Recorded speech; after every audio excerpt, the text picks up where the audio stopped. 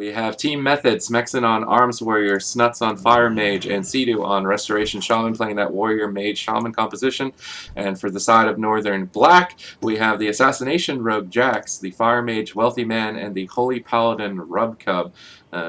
So it's not really unexpected to see these two compositions. I feel like throughout the beta when the teams were practicing, these compositions rose to the top as like the tournament level, and that's what they've put all their practice into, so it's not unexpected to see them lead the series with their strong arm. Yeah, and I don't actually know who. I don't think either team really has a distinct advantage in this matchup. I think it's going to be scary for either Sea-Doo or Smexen. I think Jax, Wealthy Man, and Rubcub can just sit on Smexen the whole game and get a lot of pressure from that, especially if they sort of overwhelm Sea-Doo with crowd control. It's going to be up to Snuts to make sure he's getting a lot of setups and a lot of peels out to keep them alive. It looks like Jax is pushing in. He's looking to maybe get a sap. I'm not sure if they actually just go Shaman in this matchup. There's the full sap. So Sea-Doo is playing Relentless. He doesn't have a trinket. I wonder if that means they're going to open on him. They are going to open onto Sea-Doo. Garrote Silence, so they're going to follow up with a Kidney Shot. No, Smexen breaks up the CC with the Fear. Nice Fear. And Sea-Doo actually lands a triple Capacitor Totem. Counter-Strike comes down. Jax getting annihilated. Down to 19%. 6 setup out from Method. Now Rubcub's going to have to deal with the pressure. He throws out that Sacrifice, but Smexen immediately switches targets over to Rubcub, already chopping him down to half HP. Tries to get that big Divine Favor heal. Manages to top himself off for a few more seconds, but Wealthy Man really needs to start supporting him. He's polymorphing Snuts, but Smexen's just soloing him. Rubcub having a hard time dealing with the pressure, but still calm under it, holding on to that Avenging Wrath as long as possible. Now Smexen down to 30% HP. Sea-Doo caught into the Dragon's Breath. Do they have any CC to follow it up? Doesn't look like they do. Smexen should be able to survive, but Sea-Doo trades out the Spirit Link, and suddenly Northern Black are incredibly far ahead on cooldowns. Yeah, but Jax is still dangerously low. The double Dragon's Breath coming out from Snuts. Bop finally going out onto Jax. Gets immediately purged off by Sea-Doo, though. Jax still trying to get on the back of Smexen, getting out as much pressure as possible. The full polymorph onto Rubcub. He actually decides to bubble that. The DR Hex onto Wealthy Man. Good cross CC coming out from Method. But I think Rubcub in that bubble is going to be able to keep Jax up for now. And actually, Sea-Doo's caught into the full polymorph. Smexen's getting really low. He doesn't have any more defensive cooldowns. Down to 5% HP, and he actually goes down. The polymorphs into the Hodge onto Sea-Doo was enough for them to take down Smexen, and Northern Black is going to take this first game and be up in the series 1-0. Even though Rubcub was really low at the start of the game, he held on to both of his biggest cooldowns. He didn't use Avenging Wrath until literally just now, you can see with his wings up. So he was very calm underneath all of that pressure that Method was dishing out, and it allowed him to use those cooldowns offensively to push in and finish Smexen. And that's kind of like the awareness of these high-level players. They, even if they're scared, even if they're 10% health, if they can know they can get away being greedy, they try to get away with it, and then it gets their team ahead. Looks like it is going to be the same composition. Method once again having Snuts on that Fire Mage, Smexen on the Arms Warrior, and 0-3, aka Sea-Doo, on that Resto Shaman, and then of course Northern Black running Jax on the Assassination Rogue, Rubcub on Holy Pally, and Wealthy Man on that Fire Mage. It's been interesting throughout like yesterday and today that the teams that punish the aggressive melee tend to be the ones that are like getting super far ahead. Like even at the start of the game when they were on Jax, they got so many cooldowns, like just punishing him for being hyper aggressive, and then when Smexen went on Rubcub and was hyper aggressive, just immediately going on him, and suddenly he's really far behind. So it seems like the winning strategy at the moment is going after the melee in the composition, like either the Rogue or the Warrior, and trying to punish him whenever he's being too aggressive.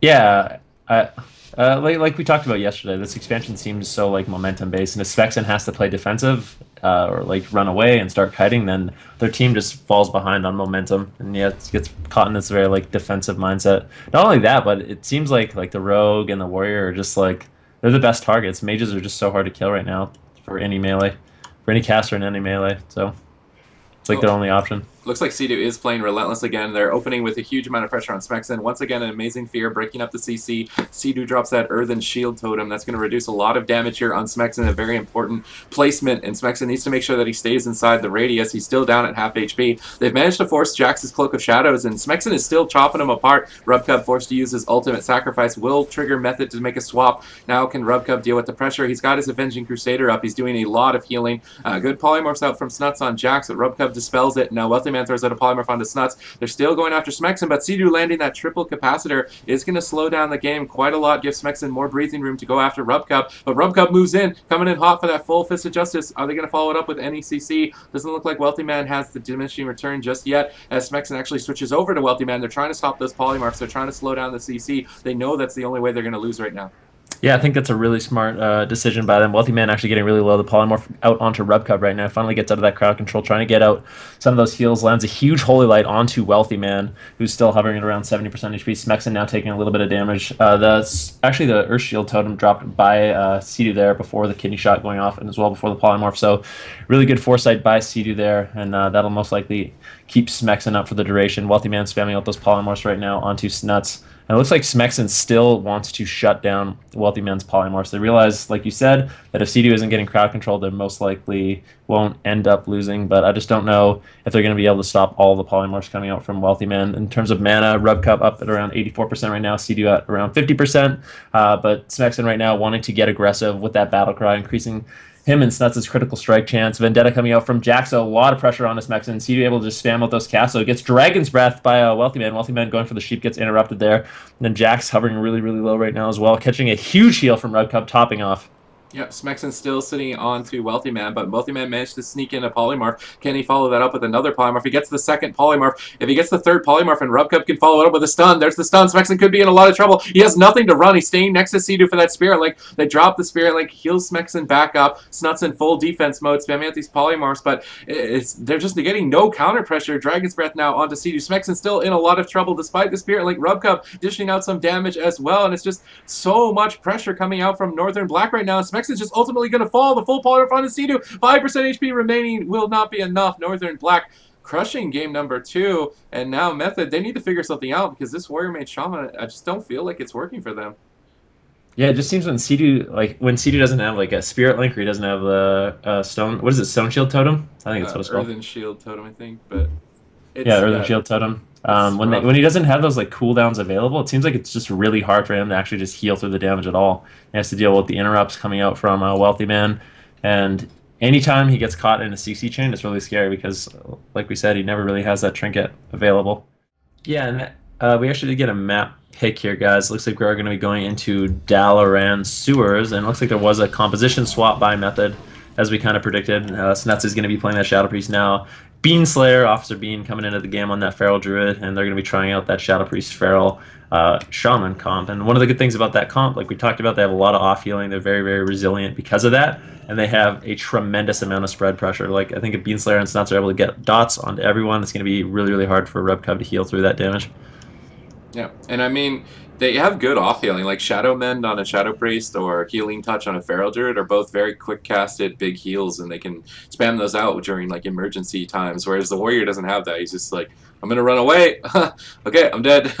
So they have some like backups. They have some backups with this composition with the hybrid, the double hybrid, like you were saying, almost a triple healer if they activate it at the right time. I'm just wondering if Snuts is going to run Void Shift. So he is running Void Shift as another emergency defensive cooldown. So Method are way more tanky with this composition, and they can kind of drag the game out in a much more defensive playstyle. Jax is just running in, looking for a sap early on. Actually just opening up onto Snuts. I'm wondering if he got popped out or is worried about getting popped out of stealth. So he's not going to get a sap. That's going to put them behind a little bit unless Wealthy Man can sneak a polymorph in here. Jax getting stunned up by Beanslayer. The root into the Hex Totem. That's my strat, dude! Yeah, we were talking about that yesterday. Wealthy Man actually stealing PI off of Snuts, so he's going to be doing a lot of damage right now. They need to probably dispel that off. The Fear going out on a Rub Cup. Beanslayer taking a little bit of damage. Looks like he is the target of choice for Northern Black at the time. Sea-Doo getting hodged up. If Wealthy Man can get a polymorph out of that, it looks like he is able to. Beanslayer having to play really, really defensive right now, using his first tick of Survival Instincts. That's going to be fading, though, very, very shortly. Sea-Doo needs to get out of CC. Caught in that Blood Elf Silence. Beanslayer still a little bit low. Sea-Doo finally able to get out some healing surges. Wealthy Man getting dotted up right now. But Beanslayer so low, 5% HP. He's going to go down. I don't know what happened. Did Sea-Doo get locked out? I'm not sure. That was crazy. We need an instant replay, but we don't have one. I don't have one. Did you see that? I thought for sure he was going to be fine. Sea-Doo got out of the Hodge in the polymorphs and then was spamming some heals. That was unbelievable. Oh, no, please. What do you mean? This is what everybody wanted. This is what we've been waiting for. Is this what everybody wanted? I don't know. And a Ret Paladin steps into the arena. It's not just any Ret Pally, it's Beanadin. Method actually pulling out Beanadin, bruh.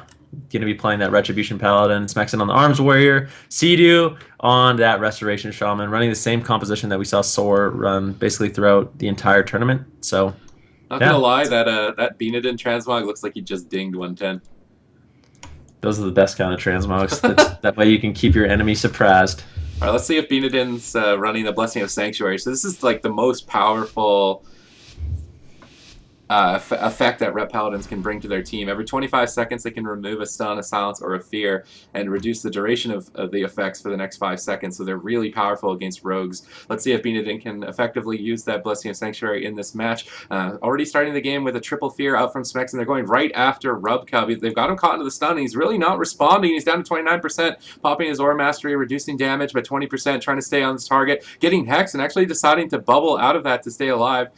He did use his Avenging Crusader, so Rubcub is basically all in all of his cooldowns, and he's putting his team incredibly far behind by playing so recklessly at the start of this match, and I'm wondering if they're going to be able to punish it. Rubcub's on the run. Benedin's chasing after him. It's pony time. Looks like they're making a swap onto Sea-Doo. Benedin's caught into a polymorph. He's not able to support him. He really wants to bop that. He bops the wrong target. That's a huge misplay, and Sea-Doo's going to have to deal with it. He drops the Spirit Link to try and compensate, but Jax is just going to go right through that. Sea-Doo's down to 50% HP. I believe he got locked on that heal. Rubcub dangerously low. Rubcub at the same time. Both healers at 5% HP. Who's going to go down first? Sea-Doo gets locked out. Rubcubs is able to freely cast, and that misplay is going to cost Method the game. They were so far ahead, but we're doing so well. Advance 4-0. It doesn't look like they're giving up. They do have a lot of pressure on Rubcub. Wealthy Man's trying to peel Smexen for now. Doesn't look like he has any way to get out of that polymorph. Can Benedin solo Rubcub? Benedin needs to stay on his target. He freedoms to try and catch up. Rubcub's behind the pillar trying to cast some heals. I don't think Benedin's going to be able to keep up. He pops the equality. Holy wrath, big damage. They do get the cross kill onto Rubcub. They got Jax locked out in his stun. Are they going to be able to turn this around? 20% HP remaining. They need to chop him. Charge up from Smexen on the Dragon's Breath. Wealthy Man trying to control him. He's going to Nova him. Does he have the Blade Storm to get out? Doesn't look like he has the Blade Storm. Benedin's trying to heal himself back up. He's still at 30%. Jax is at 30%. Can Benedin solo Jax in time? Casting the flash shields, gets locked on his flash shield, and I think this is going to be it for Benedin. Jax looking to finish him off. 10% HP, 5% HP, nothing remaining. Now it's Smexen in a 1v2. What can he do? Jax is on the run. He fears up Wealthy Man. He needs to charge Jax and finish him in basically 2 globals, or it's going to be the end of the game. He's just going to get stunned up, but he's not able to connect for now. Dragon's Breath out from Wealthy Man. Jax keeping the distance, not allowing him. Charge stun connect. Can Smexen kill him? He needs to. He shadow steps back to Wealthy Man, followed up with a heroic leap. Can he take him down? 20% HP remaining. Kidney shot comes out, and Jax will take Smexen down. What an intense game. And man, if that misplay didn't happen, that was easily Method's game. Oh my goodness, that was such a crazy close game. Smexen could have. Oh, that was so. That was awesome, man. Oh, dude, this is what I live for. This is what I live for. That was so unfortunate. I think what Northern Black did, they did a really good job. They realized that Benedin didn't actually have a trinket. He was playing Relentless, so they managed to get crowd control on him out of line of sight when they swapped to Sea-Doo. It gave them a lot of time to get value out of that Vendetta. Even if he had gotten bot there, I still like the play a lot. But damn.